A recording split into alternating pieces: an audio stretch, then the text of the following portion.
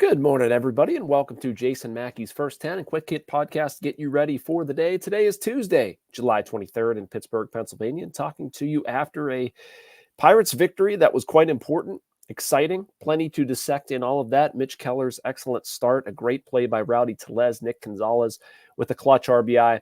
Again, going to get into a bunch of Pirates storylines. There's also some cool Pitt news happening in the basketball tournament. Talk about a little Steelers this week or in this episode as well. Before we do that, though, I want to remind you that we're sponsored by the North Shore Tavern. You don't have to be a baseball fan to love it there. The interior is wall-to-wall Pirates. Their appetizers, entrees, cocktails, and of course, steak and seafood on a sizzling lava stone. Open every day. The North Shore Tavern across from PNC Park is Pittsburgh's home for steak on a stone. So the Pirates game, the number one storyline, in my opinion, was Mitch Keller. I don't think that's going to be debated very much. As cool as it was to see Rowdy's defensive play, Nick Gonzalez, RBI single, etc. I mean, I think a lot of question marks surrounded how would Mitch Keller come out of his shortest start of the season, his shortest start in some time. There was obviously a bunch of fuss. Why didn't you start him against the Phillies? Is he hurt? I don't know. Mitch Keller shut a lot of that down, right? 7 innings of 1-run ball, allowed 6 hits, 2 walks, 3 strikeouts through 97 pitches, 62 strikes. Honestly, we've seen Keller with better stuff. This was not dominant Mitch Keller stuff. It was very good. And I was impressed with how he finished, too. Retired 7 in a row in 9 of the last 10. But he got it done, man. He was pitching to contact, using what he had. And any concerns about him in the second half, should be bedding those back down. And honestly, I know this is probably an unpopular opinion among frustrated Pirates fans. I have no problem with what they did spacing out Keller and Skeens. You're essentially saying that the Cardinals series is more important. I mean, they're two very good teams. And the Phillies are a darn good team. But it's a double whammy if you beat the Cardinals. You're pushing them down. So, I mean, they got 6 of one, half dozen of the other, or they had their cake and ate it too, or some clever expression like that, right? But you take 2 of 3, you come back with Keller, and now, well, happy Paul Skeens Day to all who celebrate. And the Pirates are in excellent position to take 2 of 3 from the Cardinals. Who knows? They might sweep. We'll see. But as I was jotting down notes for this, the Pirates were in a 4-way tie for the final wild card spot, along with the Braves, Cardinals, Mets, and Diamondbacks, pending results of late games that may be outdated. But the Pirates have now won 9 of 11. They're 51-49 and just looked absolutely excellent doing it. Couple notes: O'Neal Cruz got them on the board, 1-0 lead in the bottom of the third. Another RBI, now has 10 in his last 6 games. I feel like Cruz has really turned a corner. Also had the first multi-steal game of his career. Cardinals answered back in the top of the 5th. Nolan Gorman's home run to right field. Whatever. Curveball, middle in. I mean, he put a good swing on it. It happens. Not too worried about it. And then Nick Gonzalez, Mr. RBI, right? Always coming through in clutch situations. Gets an 0-1 sinker up and away, pounds it through the right side. Pirates score a run. The play I circled from this one was Rowdy Tellez. Diving stop to rob Brendan Donovan with 2 outs and 2 on in the 5th. I mean, if he doesn't make that play, who knows what happens? The way that ball was hit, that might have rattled around in the corner. Maybe the Cardinals get 2. Maybe Keller's outing goes a different way. But Rowdy Tellez can move a little bit over at first base. He's played a very good first base. And, man, what a swing it has been for him, right? Just getting booed. Now he's getting his name chanted. Also had 2 hits, of course, including a double. Rowdy's been fantastic. My last takeaway from tonight's game might fly under the radar a bit because I know they only pitched 2 innings. Now, Aroldis Chapman was very good. David Bednar was very good. Again, notched his 18th save. But if you look at the Pirates bullpen over the last little while, I think dating back to June 25th was the track back date that I looked up. 2.51 ERA, 3rd best in MLB during that time. That's also without Ryan Baracki, who's coming back very soon. But David Bednar, after a slow start, has found his form. I would advocate at this point to keep Aroldis Chapman. I understand they could go a different direction and try to leverage. No. I mean, you set out to win, to get to the playoffs, to do something with the bullpen being a weapon. It has finally started to become one.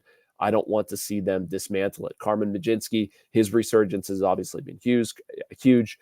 Colin Holderman as well, but the bullpen really has found its form. Some exciting stuff there. I want to tell you about my column. That's actually an Olympic column. Going to preview that a little bit on the other side of this break. Some Pitt news and some Steeler topics as well. But first, going to take a short break with a message from our friends with the Bradenton Area Convention and Visitors Bureau.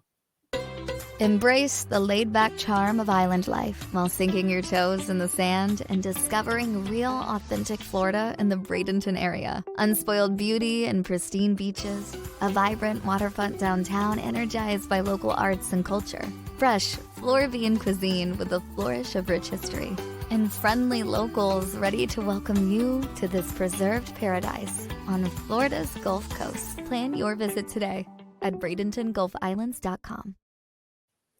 And welcome back to First 10. I am, of course, your host, Jason Mackey. My column is actually an Olympic one, my first one, and proud of this. Proud that Pitt did a really good job of sending us a bunch of their graduates that are involved in Olympic programs. And I talked to a woman named Christie-Lee Coad, Thomas Jefferson High School product, and she's going to be the co-head athletic trainer with USA Track and Field, has been the co-head athletic trainer with USA Track and Field going over to Paris. I actually talked to Christie-Lee right before she flew out.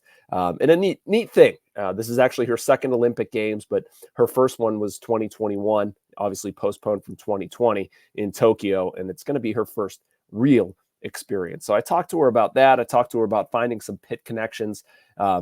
Didn't find them in Tokyo, and actually yelled at somebody for not having a Pitt flag. And then she's going to be looking for one over in Paris. Thinks that there is going to be some Pitt representation. But Christie-Lee has a really fascinating story on how she got into sports medicine, what her husband does, some of the sacrifices they're going to have to make for this trip. But obviously once in a lifetime, and I write about what she's responsible for with USA Track and Field and all that fun stuff. So please make sure you check that out. I want to switch topics a little bit to the TBT. You guys been following this? I admit I missed it early on, and then I've gotten into it late. So the Zoo Crew, a bunch of Pitt alums, knocked out Best Virginia 91-79 tonight at Peterson Event Center. That advances the Zoo Crew to the Sweet 16. They'll actually play the Happy Valley Hoopers on Wednesday at 7. If you're unfamiliar, it's a 64-team tournament made up of a lot of alumni from various schools, and the winner gets $1 million in prizes. Well, some of the names you'll recognize on Pitt's team: Mike Young with 23 points tonight, Nike Samandi with 21, Nellie Cummings with 17.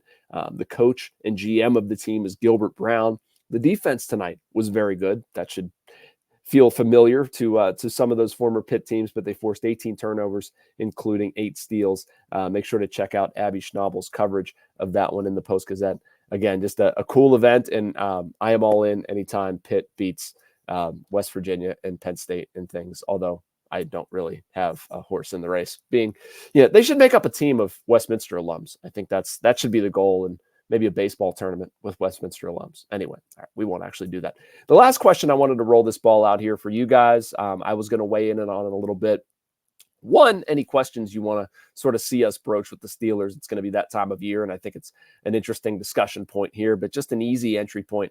I thought about, where do you see the Steelers roster from a position of strength, and where do you see the Steelers roster being a little bit weak? Email me. jmackey at post-gazette.com or at jmackeypg on X, whatever you want to do. It'll let me know that you're watching this anyway, which is much appreciated. But if I go through it, I would say my positions of strength, I was torn here between the running backs and offensive line. I like what the Steelers can have with Najee Harris and Jalen Moore, and I like what the Steelers can have even more when I think about Arthur Smith's offense and how I think it's going to be geared toward them. I think it needs to be geared toward them. If it's Russell Wilson early on, which we have every indication that it will be, him being in quote-unquote pole position unless something happens, those guys are going to get the ball a lot, and they're going to need to run the ball and run the ball effectively. Did the offensive line do enough to upgrade? I mean, I think they did. It's going to be incumbent a little bit on those guys making a swift transition to the NFL, but at least in OTAs in minicamp, I really like what we saw from Zach Frazier, Troy Fautanu, their second-round pick, a center, and their first-round pick, a tackle, getting Broderick Jones to move over to his natural spot. Offensive line, I think they should be set up to have a pretty good year. I would not put the strength as the wide receivers, unfortunately, as much as I think George Pickens can do some damage. Still looking for another move there. And tight end's probably a push. I'm expecting a lot out of Pat Freiermuth, but I'm not sure I'd say that's a position of strength at this point. All right, weakness. Other side of the coin. What do you guys think? This is probably a predictable one. Wide receiver, that's it for me. I just worry about having somebody on the other side to complement George Pickens. And again, I've said this 100 times. I don't think that I don't think that they're done adding to that position. I don't see how they can be, given some of the calls they made, the interest they've shown. You just don't stop. You just don't say like, well, we tried. Yeah, it's good enough.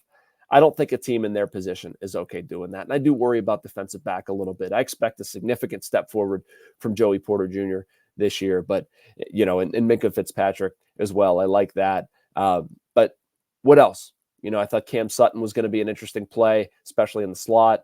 They're not going to have him for a long time. Now what happens? Who takes that role? I don't know. Plenty of questions to answer another day. So I guess I should stop talking like this. No, that's one of my positions that I look at. I think it's going to be something to monitor throughout training camp and Latrobe and all that stuff. So a couple more days. Can't wait to get up there. In the meantime, make sure you like and subscribe. You get this video, as well as plenty of other stuff from our other writers and columnists. Thank you so much to our sponsors. As always, we'll be back here same time, same place, and talk to you then.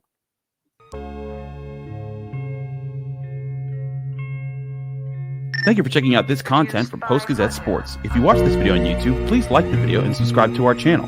For all of the sports coverage the Post-Gazette has to offer, visit post-gazette.com.